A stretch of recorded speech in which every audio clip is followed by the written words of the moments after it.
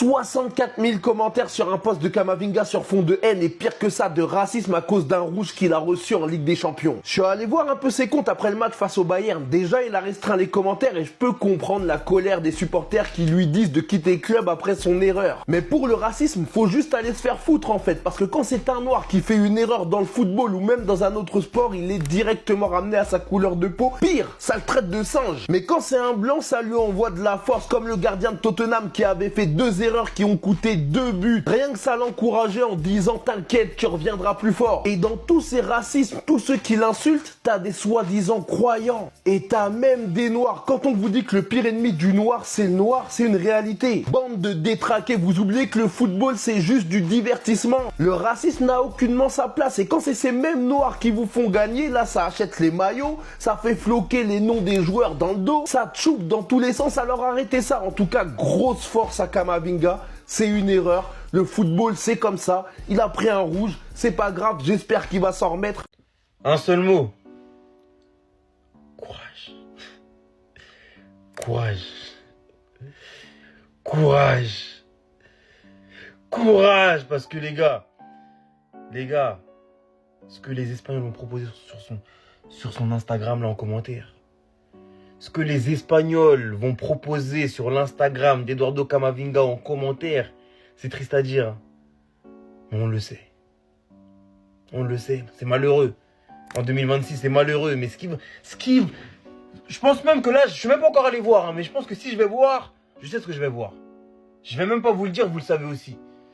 Mais plus sérieusement, Camavinga. Déjà que ton statut en équipe de France, je parle même pas du 11. Hein, je parle des 26. C'est chaud. C'est chaud, je ne mens pas, c'est chaud. C'est chaud. Il y a Manu Koné qui pousse. T'as même des joueurs comme Tolisso qui sont un peu là aussi, qui sont performants.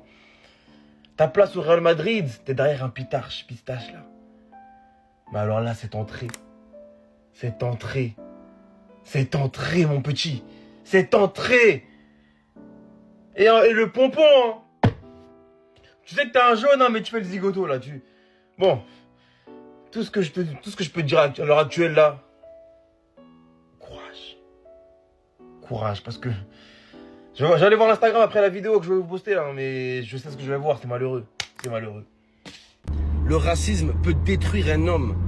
Arrêtez de rigoler avec ça, arrêtez de banaliser ça, arrêtez de croire que les gens, arrêtez de croire que c'est un jeu, ouais la victimisation, non. Le racisme est réel, le racisme est cruel. Oh là, le football il a changé, mais le racisme et les mentalités, elles n'ont pas changé, les gars. On te soutient et on laissera rien passer. Wallah, on te soutient. Et sur ça, la vie de ma mère, c'est... Les gars, dans ces moments-là qu'on voit la puissance du racisme. Hein. Le racisme, ça fait encore plus mal que les balles. Ça fait encore plus mal que les coups. Sur la vie de ma mère, il n'y a rien de pire que ça. Que t'es rabaissé par rapport à ta couleur de peau, à tes origines, à une chose dont tu pourras jamais te détacher. Et on te critique en France après avoir reçu de nombreuses insultes racistes qu'on condamne tous. On te soutient et l'équipe de France aurait dû le soutenir à ce niveau-là. On ne doit rien laisser passer sur le racisme. Et ça, c'est dégueulasse, les gars. Voilà. Et ça, c'est très grave, les gars. Il s'est passé la même chose avec Rashford en Angleterre. Mais la différence, c'est que Rashford, quand il a raté son penalty contre l'Italie et qu'il a reçu des insultes racistes, toute l'Angleterre l'a soutenu. Tous les médias anglais, tous les journalistes, tout l'entraîneur, toute l'équipe, les coéquipiers. Et là, les gars, dans ces moments-là qu'on voit la puissance du racisme. Hein. Le racisme, ça fait encore plus mal que les balles. Ça fait encore plus mal que les coups. Sur la vie de ma mère, il n'y a rien de pire que ça. Que t'es rabaissé par rapport à ta couleur de peau, à tes origines, à une chose dont tu pourras jamais te détacher. Et on te critique sur ça. Regardez Mbappé, les gars, il a tout pour lui. Un des meilleurs joueurs du monde, le mec le mieux payé au monde. Il a suffi d'une insulte raciste pour l'achever, pour détruire l'homme. Enfin l'homme, pour détruire la noisette, les gars. Mais c'est la vérité. Le racisme peut détruire un homme. Arrêtez de rigoler avec ça, arrêtez de banaliser ça, arrêtez de croire que les gens... Arrêtez de croire que c'est un jeu, ouais la victimisation, non. Le racisme est réel, le racisme est cruel. Oh là, le football il a changé, mais le racisme et les mentalités, elles n'ont pas changé, les gars. On te soutient et on laissera rien passer. Wallah, on te soutient sur ça. La vie de ma mère, c'est... Le premier Loxé que je vois dehors, je vais lui marbrer. Il va prendre à la place de Camavinga. Les gars, vous me dites si je me trompe, hein, mais il existe vraiment un monde où bientôt le club espagnol, là, et vous savez très bien de quel club je parle, va réussir même à rendre les supporters noirs du Real Madrid racistes. Non, mais il faut le dire, c'est quelque chose que je peux pas prouver. Mais il faut le dire, les gars, parce que ça, c'est trop. Tabasser Camavinga, pourquoi? Parce que le Real Madrid était largement en dessous, même s'ils ont fait une très grosse prestation, même s'ils ont fait un très gros match hier.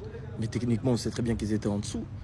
Et c'est ce qui me fait rire, en fait, avec les supporters de ce club du Real Madrid, c'est que, bizarrement, avec ce club, c'est jamais la faute du club.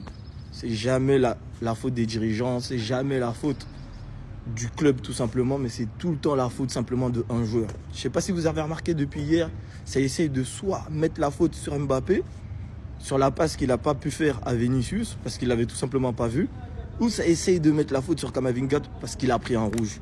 Et le pire dans tout ça, c'est quand tu as le Sharingan avec le Real Madrid, quand tu connais vraiment ce club-là et sa manière d'agir, tu savais que ça allait retomber sur Camavinga. Un joueur qu'on cherche à vendre depuis un moment, tu dois jamais rentrer à la 60e minute dans un match comme ça. Faut jamais rentrer, faut même refuser.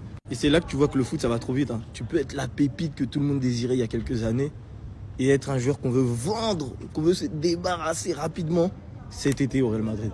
Je sais pas si vous voyez, dernièrement, ça parlait que de Camavinga. Ouais, on va le vendre pour 50 millions, on va le vendre à la première équipe qui veut, on va le vendre à Liverpool, on va le vendre à Manchester United, on va le vendre au PSG. Là, le Bougui décide de rentrer dans un match comme ça. Il prend un rouge.